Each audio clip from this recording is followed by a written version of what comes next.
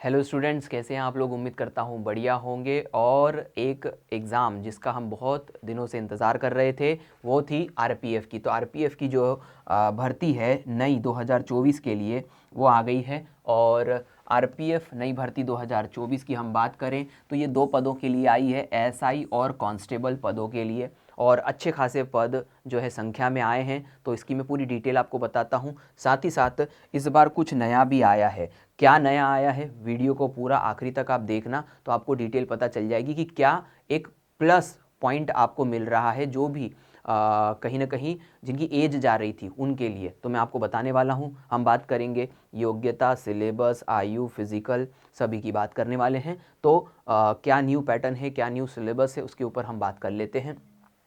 तो सबसे पहले यदि हमने बात करी यहाँ पर, तो सबसे पहले सिलेबस की बात कर लेते हैं। क्योंकि मैंने जैसे अभी आपको बताया, यहाँ पर दो प्रकार की जो है वो पोस्ट निकली है।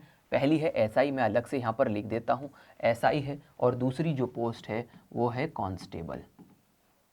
तो मैं बड़ी डिटेल के साथ में आपको एक एक चीज़ स्पेसिफिक करके बता देता हूं।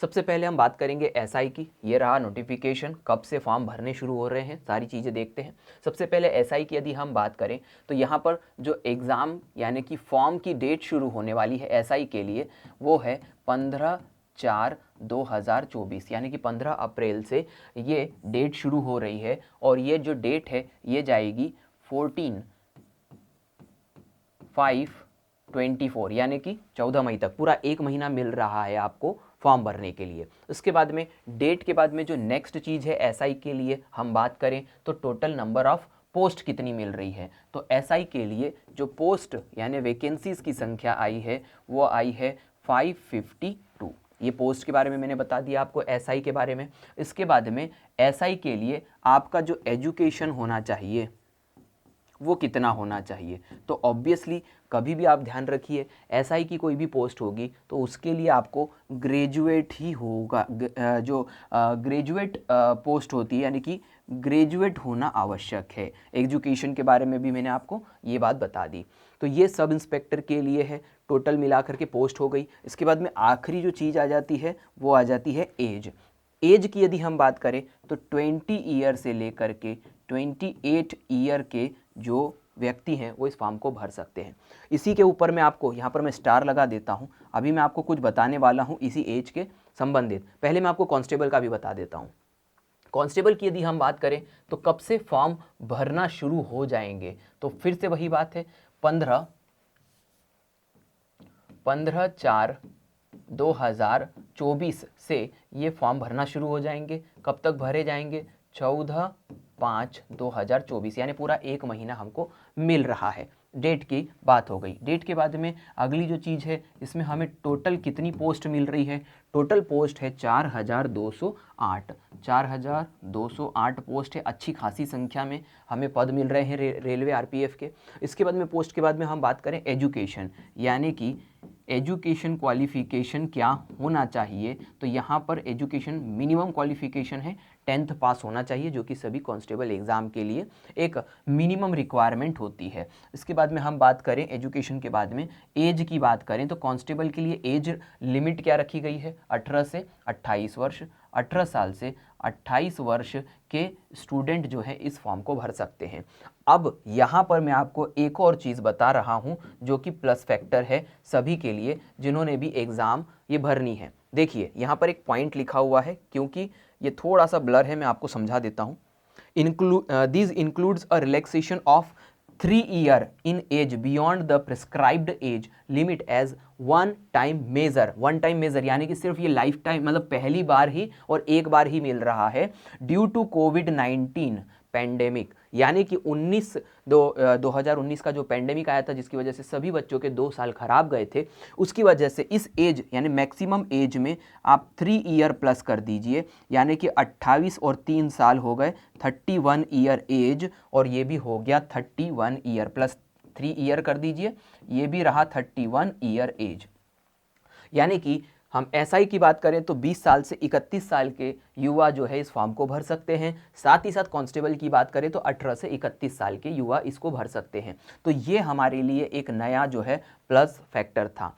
नंबर 2 कि अभी तक जो भी सिलेबस आरपीएफ के आए हैं उनमें सबसे इम्पॉर्टेंट चीज़ है रीजनिंग पूछी जाती है, एप्टी यानी मैथमेटिक्स पूछा जाता है, जीके पूछा जाता है, और सबसे ज़्यादा जो ध्यान दिया जाता है रेलवे की एग्ज़ामों में वो है जीएस पर। साइंस बहुत अच्छा पूछा जाता है और साथ ही साथ साइंस में भी बायो बहुत अच्छा पूछा जाता है। तो मैंने अभी आपको ये डिटेल बता दिया है। अब मैं आपको बता देता हूँ कि एम्पेरिकल इंस्टीट्यूट के चैनल पे भी और ऑफलाइन क्लासेस में क्या सुविधा आपको मिलने वाली है। तो अब हम चलते हैं नेक्स्ट स्लाइड के ऊपर और मैं आपको डिटेल बता देता हूं। तो न्यू ऑफलाइन बैच हम शुरू कर रहे हैं। ऑफलाइन बैच में आपको जो है वो पूरे सिलेबस यानी कि बहुत अच्छे तरीके से करवाए जाएंगे, और क्योंकि आपको बहुत पहले से ही एग्ज़ाम के बारे में पता चल गया है तो यदि आप बिना किसी देरी के जल्दी से शुरुआत करते हैं तो आपको इसका अच्छा रिजल्ट मिलेगा। क्या क्या और कौन कौन पढ़ाएगा? राहुल सर यानी कि खुद मैं आपको मैथमेटिक्स कंप्लीट करवाऊंगा, और स्पेसिफिकली हम जाने जाते हैं रेलवे की कोचिंग के लिए, क्योंकि अभी तक कम से कम 6 से 7 यदि हम बात करें सिर्फ लोको पायलट पद की, और यदि 50 से ज़्यादा हम बात करें ग्रुप डी, तो बहुत सारे बच्चे जो है खंडवा जैसे छोटे से शहर में ही यहाँ पर सफल हुए हैं रेलवे की एग्ज़ाम में। यदि हम बात करें जयसर की साइंस एंड टेक्नोलॉजी यानी कि जीएस के मामले में, यदि इस शहर में हम कहें कि कौन बेस्ट है तो ये फेस आपको देख लेना है। सबसे best biology plus physics chemistry यानी कि जीएस आपका पूरा जो है वो कवर होगा। साथ ही साथ अब हम बात कर रहे हैं, ये फेस आपने जान लिया होगा, विजय सर जनरल नॉलेज, सभी चीज़ें क्लास में याद कैसे करवा दी जाए ये इनका काम होता है। तो ये जो भी बच्चे इस वीडियो को देख रहे हैं और विजय सर को जानते हैं वो जानते हैं कि कैसे क्लासेस में ये सब चीज़ें याद हो जाती है। साथ ही साथ है रुचिका मैम, रीजनिंग को कैसे बारीकी से एक स्टूडेंट के दिमाग तक उतारना है ये इनको बखूबी आता है। तो ऑफलाइन बैचेस जो है वो जल्दी शुरू हो रहे हैं, यानी कि आप ऐसा समझ लीजिए कि रजिस्ट्रेशन शुरू हो रहा है 4 मार्च से, है ना। उम्मीद करता हूँ कि आपको ये दिख रहा होगा, मैं एक बार फिर से लिख देता हूँ, 4 मार्च से ये बैच शुरू हो रहे हैं। तो अपना रजिस्ट्रेशन कंप्लीट कर लेना है आप लोगों को। तो ये तो डिटेल मैंने आपको बता दी किसकी, ऑफलाइन बैच की। अब इसके बाद में इसी से जुड़ा हुआ एक और प्लस पॉइंट मैं बता देता हूँ जिन बच्चों के लिए, उन बच्चों के लिए जो 10वीं के बाद में जिनकी एज हो गई है। क्या मैं बताना चाहता हूँ वो आप देख लीजिए। तो यहाँ पर हम नेक्स्ट चीज़ की बात करते हैं जो इम्पॉर्टेंट है, और वो है अग्निवीर। तो अग्निवीर के लिए भी आप जानते हैं कि अग्निवीर के लिए भी एक अच्छी खासी संख्या यानी कि 25,000 पोस्ट निकली हुई है। ये 25,000 पोस्ट अग्निवीर 2024 के लिए निकली हुई है, जिसके लिए एम्पेरिकल इंस्टीट्यूट की पूरी टीम जो है वो तैयार है आप लोगों को बहुत ही शानदार तैयारी करवाने के लिए। तो क्या क्या चीज़ें हमको इसमें मिलने वाली है वो हम देख लेते हैं। और यहाँ पर एम्पेरिकल इंस्टीट्यूट का ये जो अग्निवीर बैच है ये आपको पूरी डिटेल आपको इस इमेज से मिल जाएगी। 25,000 पोस्ट है, एग्जाम ओरिएंटेड सिलेबस पढ़ाया जाएगा, अनुभवी फैकल्टी है, लेटेस्ट सिलेबस है। साथ ही साथ ये एग्ज़ाम कब होने वाली है? ये होने वाली है 13 अप्रैल को ये एग्ज़ाम हो जाएगी। यानी कि यदि हम 13 अप्रैल की बात करें तो ये करीब आ गया है, इसीलिए ये एग्ज़ाम ओरिएंटेड बैच है हम लोगों ने बनाया है।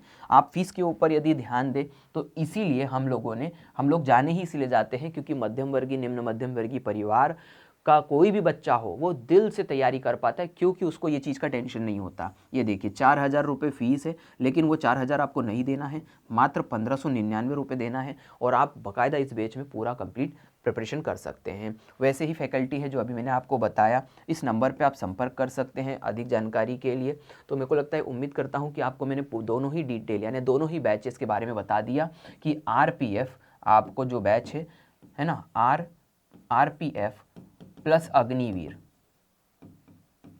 ये दोनों बैच जो हैं ये चालू हो रहे हैं 4 मार्च से। आपको इंक्वायरी लेना है तो आप इंस्टीट्यूट पर आ सकते हैं, और जो भी अपडेट होगी मैं आपके साथ आगे साझा करता रहूँगा।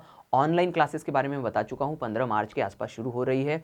तो उम्मीद करता हूँ आप सबको अच्छे से ये डिटेल समझ में आ गई होगी। चैनल पे नए हैं तो सब्सक्राइब जरूर करके जाना, ऐसे ही नोटिफिकेशंस के लिए और साथ ही साथ डिटेल्ड पढ़ाई के लिए। वीडियो को देखने के लिए थैंक यू।